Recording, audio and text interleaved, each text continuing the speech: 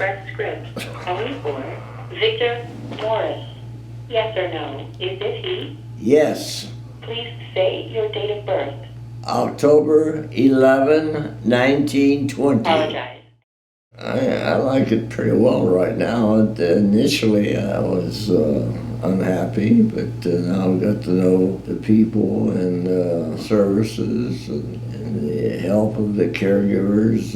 It's a good assisted living home, and I realize it's something I have to endure for the rest of my life. And I've been very fortunate to have outlived all my initial expectations. I'm now 94 and I'm shooting for 100.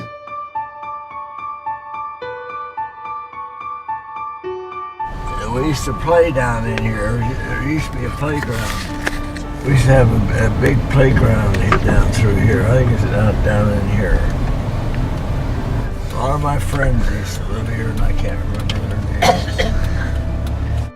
And this was 12th Street. This is where my dad had an edict. You cannot go beyond that. We used to start our tobogganing up there and go all the way down there.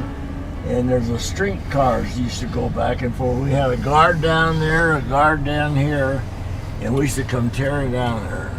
And I had a better opportunity to find out more about my dad.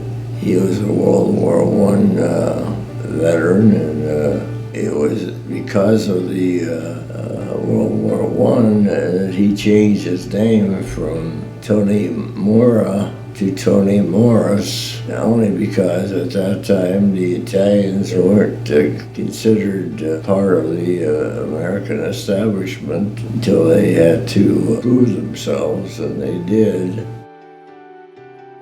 When my father passed away, they had no funeral parlors, and they brought the corpse home in a casket. You couldn't get the casket through the door, so I remember them putting the casket up through the window. It's one untold of today. That's a very unique memory I had. When I moved in with my grandparents, I was only 3 years old. I got to be just like a brother to my aunts and uncles, and we just enjoyed life.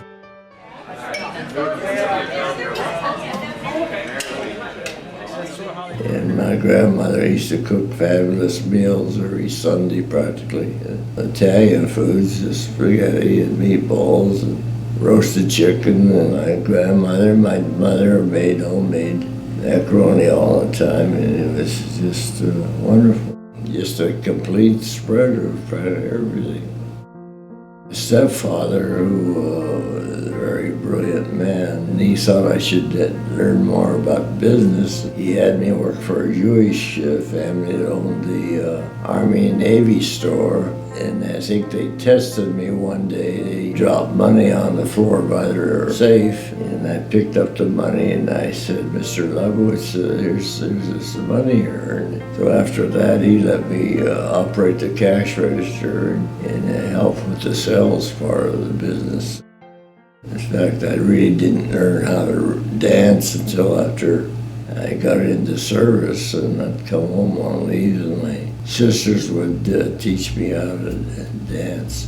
Well, I can sit back and go to sleep right now. That's why I like this. Put your feet up on something. There's bottom, there's another one over there. Your daughter and Nick and their 4 little kids. This is now? They just sent this? Yeah. Yeah. Look at the clothing, they're dressed all hopped up. That's good.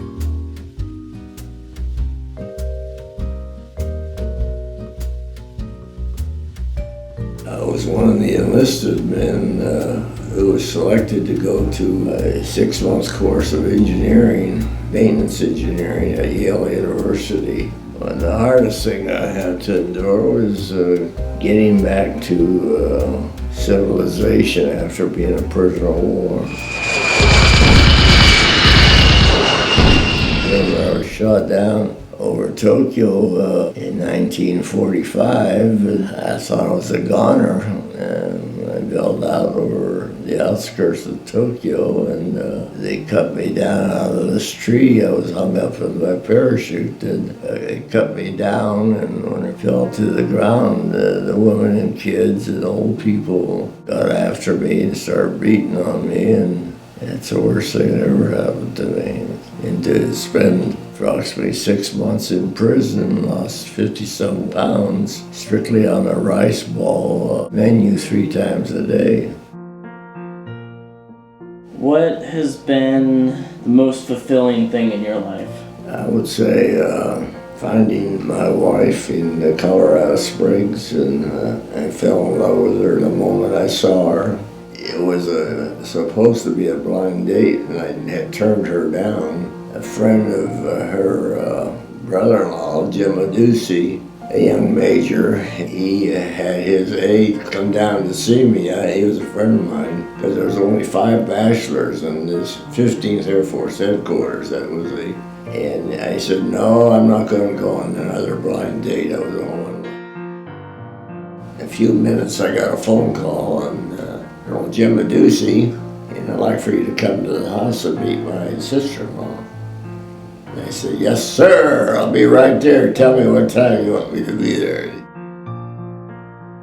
My greatest accomplishment is to find a beautiful, wonderful, faithful wife. The personality that she had, beautiful inside and out.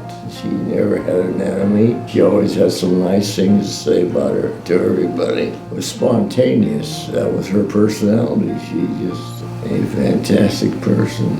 I don't think I could have found anybody in this world that fit the picture of my Betty, Elizabeth.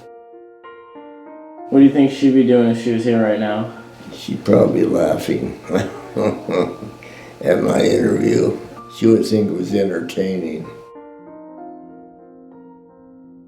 Being in the service, I was on the road quite a bit, so she had to pretty much raise my children, and she did a wonderful job of it. I made a lot of trips to the West Coast to where they were building the C-141s. So it wasn't easy, especially for your Nana. The boys, they were terrors. They didn't get into any serious trouble, but they pulled a lot of tricks on us, but we never realized until there's things that they hear now that they never had any idea was going on. Nana would probably never have any idea either. I was pretty tough on my children, being so tough on the boys, but they all turned out to be wonderful, loving children. I couldn't have asked for a better life. How could one want anything better than having such loving and caring kids? Since I have had the capability now of seeing my 5 children succeed and to provide me with 12 grandchildren and 20 great-grandchildren, so that's what else could a guy look for? As far as my grandchildren are concerned, played with them and did little things like played the part of a dog, and they would be the cat, and I had to have them go meow, and I'd growl at them, almost would bite their arms, and when I was the cat, I was the dog and they were the cat, and I'd have them meow again, and they'd go rah, rah, scare some of them. And we played checkers and played games, and had a wonderful relationship with all my grandkids. The hardest thing to overcome was the loss of my wife, Betty, back in 2005. In fact, today is the anniversary of her passing away, and that was a real hardship on me emotionally. She was there when I needed her. She was my best friend. I think of her every day. But it took time to heal the wound, and I think of her all the time, but it's not a deep wound or hurt like it was when she passed away. Thanks to all my wonderful children and my grandchildren and great-grandchildren, all been a big joy to me, and it's helped overcome that hurt. Probably the greatest wives that a guy could have.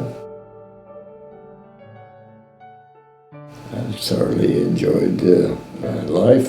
As long as I have going, I'm going to go on and enjoy what little life I have left. Because as you get older, you realize that I can compare my life with my aunt and uncle who never had any children, and they went through life not having someone to care for them. And whereas Nana and I have had a greater loving care than we have enjoyed in our lives, especially now, right now. Look, so thoughtful and caring for me and going out of the way to do things for me. So what else could you want in life?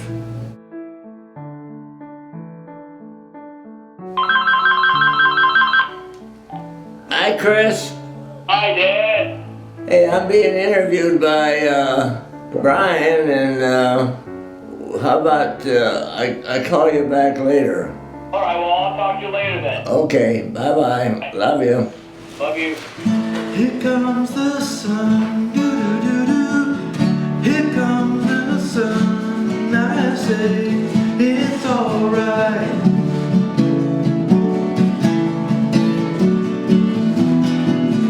Little darling, it's been a long, cold, lonely winter. Little darling, it feels like years since I've been here. Here comes the sun, doo-doo-doo-doo. Here comes the sun, I say